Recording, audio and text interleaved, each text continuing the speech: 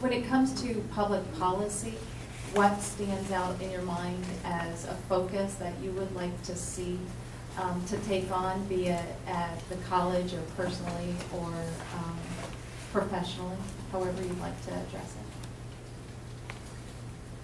I would say in college level, I think it's more about these sexual assault and sexual violence issues. It's not only policy issues, it's even social issues, because these issues are not, I mean, of course it's legislature and like rules and statistics, but they are very unspoken, because college is an institution, especially which college like Utica College where I went, it's most of 70% we live on campus. So we go to school here, we sleep here, we still hang out here. So when these kind of problems happen, like rape issues happen, it doesn't go outside. It just go only in little groups, little cliques, that it's so hard to actually know what's going on. And sometimes I know, like, it's people know that who are beaten up by their boyfriend or their significant other. But we sometimes, do I really have to say it to her that you guys are something wrong? And you're my friend. I don't want you to feel you're struggling like this. But on the other hand, he is also my friend too. So it's the point where we figure out like what's going on with why it is so unspoken. And there are like some techniques that try to use on campus, like anonymous tags, like, and a lot of things. And it happens, I'm also in sorority and in Greek life where we have so cliquey, and even worse than that. It's when rape case and sexual assault happen, people interested more in what happened to the victim or the survivor, however you want to call it, than the person who actually do it. And the media on campus is important too. We don't actually, I don't know how college newspaper in other campus work. On our campus, it's very sensitive issues to work on, how we're gonna write on it. Because when these kind of issues going on, a lot of people pay more attention to newspaper, and the way how they write depends on how we view on the victims or the issues too.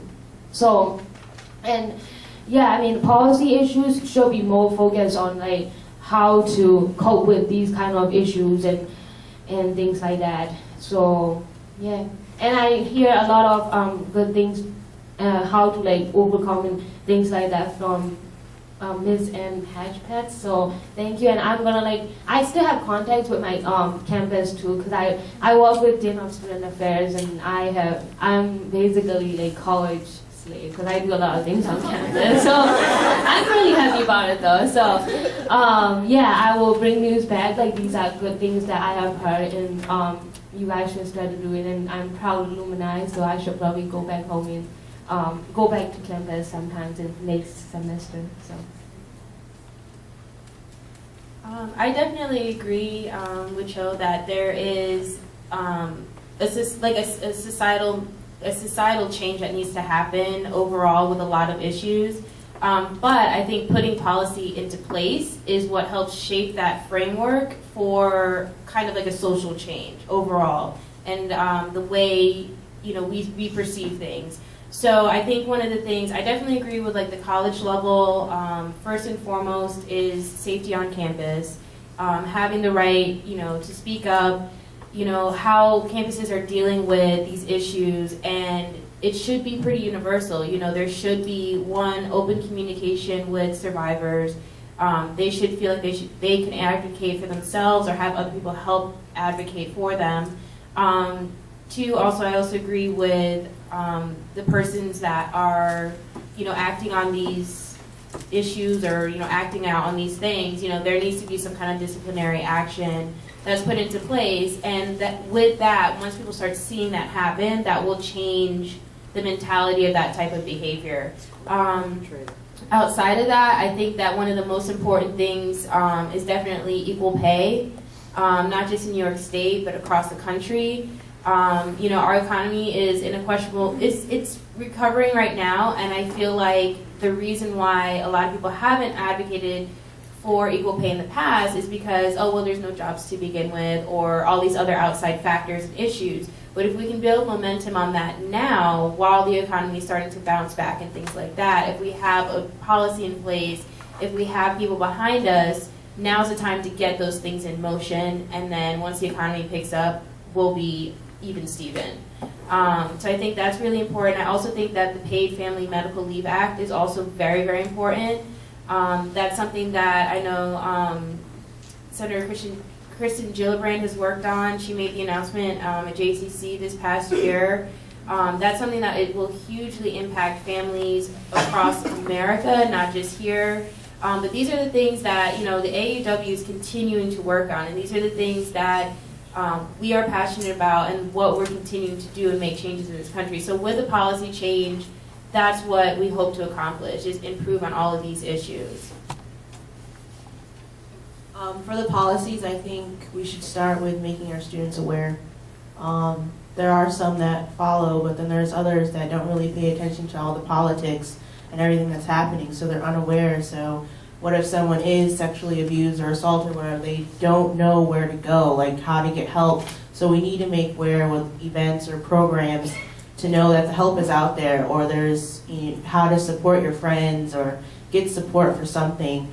Like we mentioned before, we do Take Back the Night. We also do a program through student activities called Sex Signals, where they tell you how, when someone is, like, say you're at a party and someone is coming on to you and you're like, no, like how to say no and be consent when enough is enough and that kind of thing. And I feel like having more programs like that where people know they have a voice and that they can be involved and be safe. Campus safety is a major thing as well. We're just opening up residence halls, first time ever on our campus. So they have bumped up security and they're preparing for this, but they need to make the students who are moving in aware of these Title IX and policies and all that. So also with the whole unequal pay, I feel like people should be more aware of it. Student leaders should start making programs to make people aware how to deal with this and how to combat it. How to, okay, we know once we graduate, this is what we're going to be dealing with, but how can we change that? I feel like we don't spend enough time telling us college students that this is what we're going to face, so how do we prepare for that? And that's a lot of the stuff we learned at Nick Whistle. It was bringing that all to light and how to bring it back to campus. Public policy. It really is something that all of us need to be involved and actively involved in it. And this morning's presentation by Anne, I think that was a call to action for all of us. And I know as a board of trustee member of one of the local colleges in my area, as a board member, you don't really ask those questions. And I know going back, I'm going to be asking for the report, the security report that Anne mentioned this morning. And go back and talk to the Title IX person. I know there's a Title IX person because I asked for it, and they gave me a person's name, but I don't know to the extent that she's actually actively involved in doing these kinds of programs. So we will definitely have some action to follow up from here.